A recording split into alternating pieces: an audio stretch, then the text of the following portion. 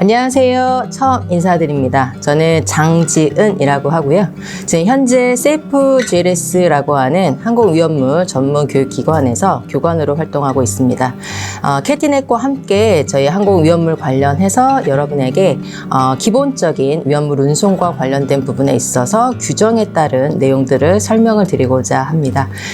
산업에서 저희가 운송하고자 하는 위험물이라고 하는 것은 원자재 또는 중간재 또는 완제품의 형태로 운송이 되어지는데, 안전하게 운송을 하기 위해서는 당연히 수립되어 있는 규정에 따라 운송을 해야겠죠. 그래서 그 부분에 대한 내용을 제가 항공위험물에 대한 규정을 근거로 해서 저희가 수업을 진행하고자 합니다.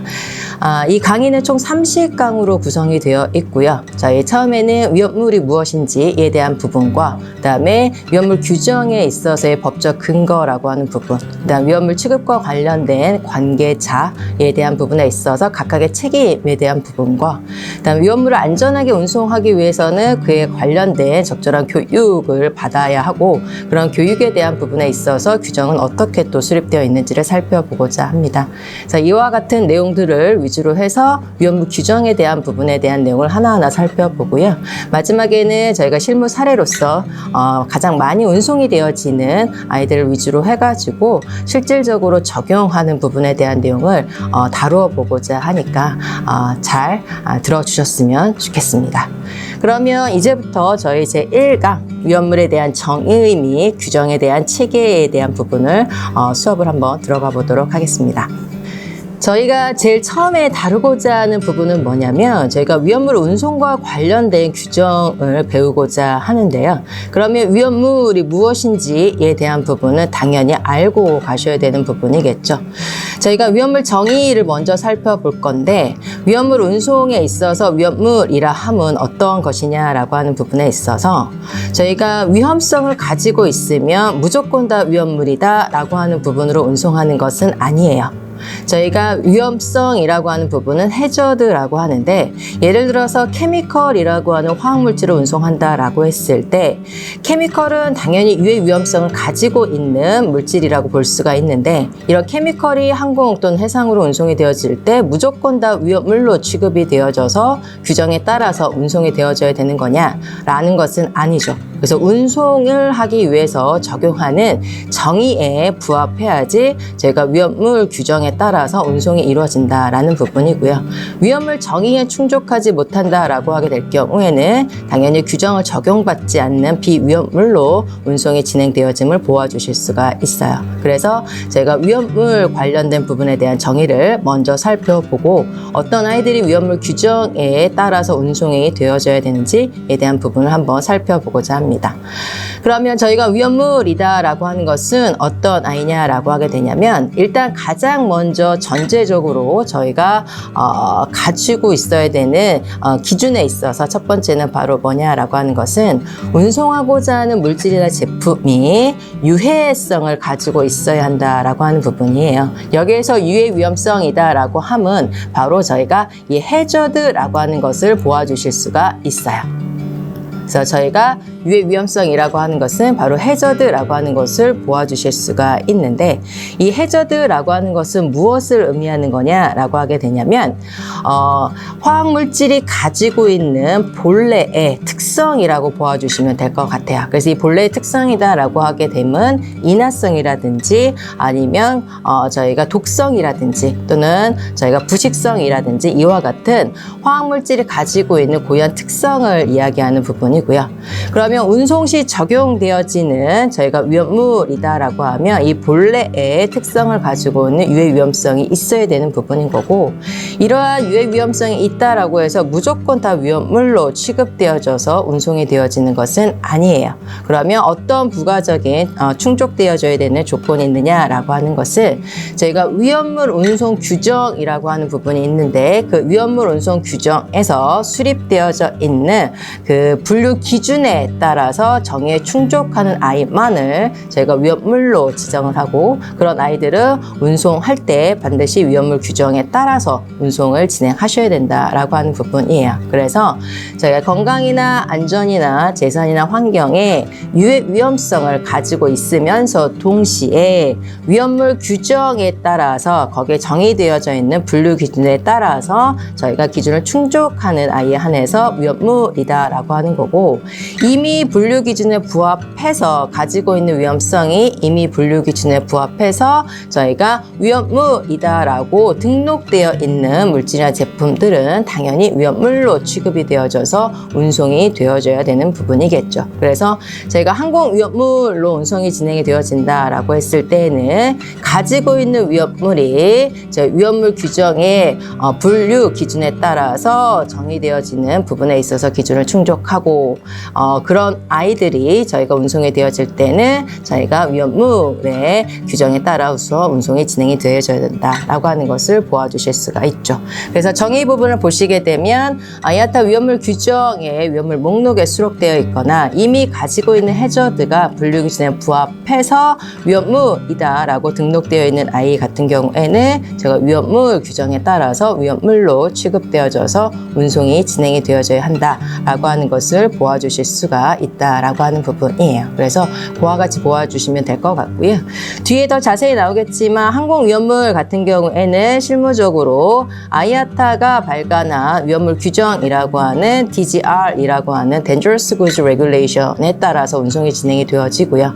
해상 같은 경우에는 IMDG 코드에 따라서 저희가 운송이 진행이 되어진다라고 하는 것을 보아주실 수가 있어요. 그래서 그러한 위험물 규정에 따라서 저희가 등록되어 있거나 분류 기준에 부합하는 그런 위험성을 가지고 있는 저희가 위험물은 그런 해당하는 규정에 따라서 운송이 진행이 되어져야 된다라고 하는 것을 보아주시면 되겠죠. 그러면 이러한 위험물 정의를 충족하는 아이를 운송하고자 할 때는 반드시 수립되어 있는 안전 기준에 따라서 충족해서 저희가 운송을 하셔야지만 운송상의 안전성이 확보가 되어진다라고 하는 것을 보아주실 수가 있어요. 그래서 유해 위험성을 가진 아이라고 하더라도 수립되어 있는 특정 원칙을 엄격히 준수해서 운송을 하고자 한다라고 하게 될 경우에는 항공상으로 또는 해상으로 저희가 안전하게 운송을 할 수 있다라고 하는 것을 보아주실 수가 있고요. 그러면 수립되어 있는 특정 원칙이다라고 하는 부분에 있어서는 어떤 내용들을 저희가 기준을 적용해서 진행을 하셔야 되느냐라고 하게 될 경우에는 가장 첫 번째 보시게 되면 운송하고자 하는 위험물이 어떤 위험성을 가지고 있는지에 대한 부분을 반드시 확인하시고 그에 따라서 관련된 규정을 적용해 주셔야 되는 부분이겠죠. 그러면 제공하는 위험물에 있어서의 위험성이라고 하는 것을 가장 잘 아는 자는 바로 화주가 되어지는 부분인 거고, 화주는 자신이 제공하는 물질이나 제품에 대해서 위험성에 대한 부분에 있어서 당연히 분류 식별을 해주셔야 되는 부분이에요. 그래서 운송 시 적용되어지는 분류 기준에 부합하는지 여부를 반드시 확인해 주셔야 되는 부분이고, 나중에 확인해 보겠지만 저희가 위험물로 운송이 되어지는 그러한 위험물이라고 하는 아이는 크게 9가지 클래스로 구분되어지는데, 클래스 1부터 클래스 9까지 수립되어 있는 분류 기준에 부합하는 아이 같은 경우에는 위험물 규정에 따라서 운송이 되어져야 되는 부분이고, 당연히 부합되는지 여부를 당연히 화주는 확인해 주셔야 되는 부분이겠죠. 그래서 위험물로 운송하기 위해서는 가장 먼저 확인하셔야 될 것은 바로 가지고 있는 위험성이 운송 시 적용하는 위험물의 분류 기준에 부합하는지를 확인할 수 있는 클래시피케이션이라고 하는 분류에 대한 내용을 확인해 주셔야 되는 부분이고요. 위험물로 만약에 분류 기준에 포함되어진다라고 하게 될 경우에는 위험물로 운송을 하셔야 되는 부분인 거니까 위험물로 운송하기 위해서는 반드시 식별을 해주셔야 되는데, 이 식별이라고 함은 바로 무엇이냐라고 하게 되면 위험물로 운송하기 위해서는 반드시 번호와 이름이 지정이 되어지는 부분인데, 그 번호와 이름이라고 하는 부분이 바로 UN 넘버, 그다음에 proper shipping name이라고 하는 부분이죠. 이러한 번호와 이름을 지정하고 어떻게 하면 안전하게 운송할 수 있는지에 대한 부분에 있어서 상세 기준 등을 규정을 저희가 수립되어 있는 것을 적용해서 운송이 진행이 되어져야 된다라고 하는 것을 보아주실 수가 있죠. 이게 바로 저희가 아이덴티피케이션이라고 하는 부분이에요. 그래서 위험물을 운송하기 위해서는 반드시 분류와 식별이 진행이 되어져야 된다라고 하는 것을 보아주실 수가 있고요. 그 다음 당연히 이렇게 운송을 하려고 하면 당연히 해당되는 물질이나 제품을 포장한 후에 포장물의 단위로 운송을 하셔야 되는 부분이잖아요. 그럼 안전하게 포장을 한다, 안전하게 저희가 운송을 한다라고 하는 부분에 있어서는 이런 포장과 관련된 수립되어 있는 기준을 충족해 주셔야 되는 부분이기 때문에 이 패킹이나 패키징이라고 하는 내용에 대한 부분도 충분히 이해가 되시고 적용을 하실 수 있으셔야 된다라고 하는 부분이에요. 그럼 포장된 포장물을 운송하는 부분에 있어서는 어떠한 위험성을 가지고 위험물이 들어가 있는지를 또 확인하고 운송을 진행해야 되는 부분이기 때문에 포장물 겉면상에는 반드시 저희가 요구되어진 마킹과 요구되어진 라벨링을 해주셔야지 운송하는 관계자들이 어떤 위험성을 가진 위험물을 운송 취급하는지에 대한 부분을 확인할 수가 있겠죠. 그래서 마킹 레이블에 대한 규정도 확인해 주셔야 되는 부분인 거고, 그 다음에 저희가 화물로 운송을 한다라고 하는 부분에 있어서는 반드시 서류가 수반되어지잖아요. 그럼 위험물로 운송이 되어진다라고 했을 때 당연히 수반되어지는 서류 중에 하나가 바로 화주의 위험물 신고서라고 하는 부분이겠죠. 그런 신고서를 통해서 적절하게 선언이 되어 있어야 되고, 그 신고서에 수립되어 있는 기재되어 있는 내용에 따라서 운송인을 또 운송할 수가 있는 부분이기 때문에 여기까지가 바로 화주가 준수해야 되는 책임에 대한 사항이고 따라야 되는 규정이라고 보아주실 수가 있는 거고요. 위험물 규정에 따라서 저희가 제공되어지는 포장물과 서류를 이제 저희 항공사 운송인 입장에서는 이제 접수하고 보관하고 탑재하는 운송에 관련된 절차들을 적용해서 진행을 한다라고 하는 것을 보아주실 수가 있어요. 그리고 이러한 위험물을 취급하는 차는 반드시 적절하고 안전하게 저희가 취급하기 위해서는 당연히 요구되어진 교육을 받아야 되는 부분이기 때문에 훈련과 관련된 교육 훈련과 관련된 기준이 또 수립되어져 있는 것을 보아주실 수가 있고, 저희가 사고와 준사고가 발생이 되어졌을 때 동일한 사고와 준사고가 저희 유사한 사고와 준사고가 재발되지 않도록 반드시 보고해 주셔야 되는 부분이고, 보고되어진 자료를 근거로 해서 또 당연히 규정은 강화 또는 저희 개정이라고 하는 부분으로 보아주실 수가 있겠죠. 이런 전반적으로 수립되어 있는 원칙들을 준수해서 운송을 할 경우에는 저희가 위험성을 가진 위험물이라고 하더라도 안전하게 운송할 수가 있다라고 하는 것을 보아주실 수가 있어요. 그러면 저희가 위험물 규정은 어떠한 그러한 법적인 규정 체계를 가지고 있느냐라고 하게 되냐면, 유엔 산하의 위험물 운송과 관련해서 어떻게 하면 안전하게 운송할 수 있을까라고 하는 것을 전문적으로 연구하는 위원회라고 하는 부분이 있는데, 그게 바로 위험물 저희 운송과 관련된 전문 소위원회라고 하는 부분이에요. 그 전문가 소위원회에서는 각 운송 수단별로 운송되어지는 위험물에 대해서 저희가 안전하게 운송이 되어지는 부분에 있어서 모델 레귤레이션이라는 규정을 수립해 놓고 있고요. 당연히 방사선 물질 관련해서는 저희 국제 원자력 안전 기구라고 하는 곳에서 안전하게 방사선 물질을 운송하는 부분에 있어서 수립해 놓은 규정이 있을 거고요. 그럼 이 두 규정을 저희가 항공 운송에 있어서는 아이카오라고 하는 국제 민간 항공 기구에서 저희 국제 민간 항공 협약이라고 하는 부속서 18과 그 다음에 그에 대한 실행 지침서라고 하는 TI라고 하는 곳에 항공으로 운송되어지는 위험물과 관련해서 안전하게 운송을 하기 위한 지침을 수립해 놓았다라고 보아주시면 되고, 당연히 TI에 수록되어 있는 내용에 대한 지침 같은 경우에는 국제민간 항공 협약을 비준한 국가들은 당연히 자국의 규정 체계에 반영을 해서 국내법에 반영을 해서 적용을 하고 있다라고 보아주시면 돼요. 그래서 우리나라 같은 경우에는 저희 항공안전법에 관련된 내용을 그대로 준용해서 저희 사용이 되어지고 있고, 국토부령으로 해서 항공 위험물 운송 기술 기준이라고 하는 곳에 내용이 담겨져 있다라고 보아주시면 되겠죠.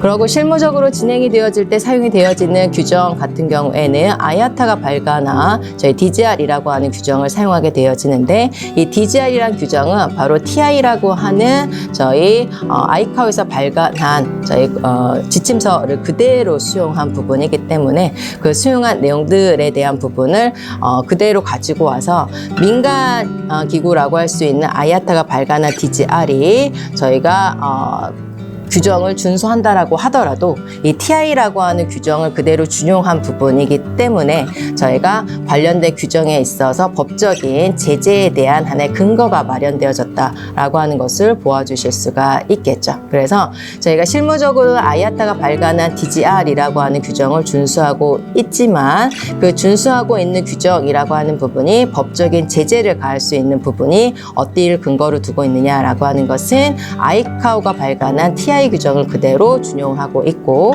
그런 TI라는 규정은 국제민간항공협약을 비준한 국가들이 저희가 그대로 국내법으로 수용해서 적용하고 있기 때문에 법적인 근거로서 DGR 규정을 준수하지 않았을 경우에는 법적인 제재를 받을 수 있다라고 하는 것을 보아주실 수가 있는 거겠죠. 그래서 아이카오의 국제민간항공협약의 부속서 18이라고 하는 부분과 이를 세부적으로 이제 집행하는 부분에 있어서 실행하는 부분에 있어서 지침이 만들어진 게 바로 TI라고 하는 기술 지침서라고 하는 부분이고요. 이런 기술 지침서를 당연히 각 국가 간의 항공 화물이 운송이 되어지는 거니까 당연히 준수해 주셔야 된다라고 하는 것을 보아주실 수가 있고, 실무적으로는 아야타 DGR이라고 하는 규정을 준수하고 있는데 이 DGR이라는 규정이 바로 아이카오가 만든 저희 TI라는 규정을 그대로 저희 수용해서 저희가 다루고 있는 부분이기 때문에 저희 DGR을 준수하지 않게 되면 아이카오의 TI의 규정을 위배한다라고 볼 수가 있고, 당연히 그 TI를 그대로 자국의 법으로 수용한 국가들 같은 경우에는 국내법에 저촉을 받는 부분이기 때문에 저희가 법적인 제재를 가할 수가 있다라고 하는 것을 보아주시면 되고요. 특히나 아야타 DGR 같은 경우에는 항공 운송과 관련된 그런 실무적인 그런 운항과 관련된 안전과 관련된 부분에 더 구체적인 실무적인 지침이 더 들어와 있어서 보다 제한적인 규정이다라고 하는 것을 보아주실 수가 있다라고 하는 거겠죠. 그래서 아야타 위험물 규정 같은 경우에는 당연히 아야타에 가입한 모든 회원사들이 준수해 주셔야 되는 부분이고, 아야타에 가입하지 않은 회원사라고 하더라도 저희가 다제가 운송 협정을 만약에 그 아야타의 회원사와 운송 협정을 맺은 항공사들 같은 경우에는 당연히 준수해 주셔야 되는 거고, 그런 항공사들에게 위험물을 운송 의뢰를 하는 화주 같은 경우에 대리점 같은 경우에도 당연히 규정을 준수해야 한다라고 하는 것을 보아두시면 되고요. 아야타 DGR이라고 하는 것은 저희가 영어로 만들어진 규정이고 영어 외에 다른 언어 버전도 존재한다라는 것을 보아주실 수가 있는데, 영어로 만들어진 규정집 같은 경우에 shall이나 must라고 선언되어 있는 규정 같은 경우에는 맨덴토리 규정으로서 법적인 제재를 받을 수 있는 규정이다라고 하는 것도 살펴주실 수가 있다라는 거고, 아야타 DGR 같은 경우에는 위험물을 운송하는 데 있어서 분류, 식별, 포장, 마켓, 라벨, 서류, 취급 등에 관련된 규정들을 다루고 있기 때문에 항공으로 위험물을 운송한다라고 할 때는 당연히 DGR 규정에 따라서 저희가 규정을 준수한 포장물과 서류만을 운송 의뢰를 해야 되고, 당연히 그러한 화물만을 저희가 접수해서 운송을 진행한다라고 하는 것을 보아주실 수가 있어요. 그래서 제1강 같은 경우에는 위험물의 정의와 규정 체계에 대한 부분으로 간단하게 살펴보는 걸로 하였습니다. 그러면 저는 다음 강의에서 또 뵙도록 하겠습니다.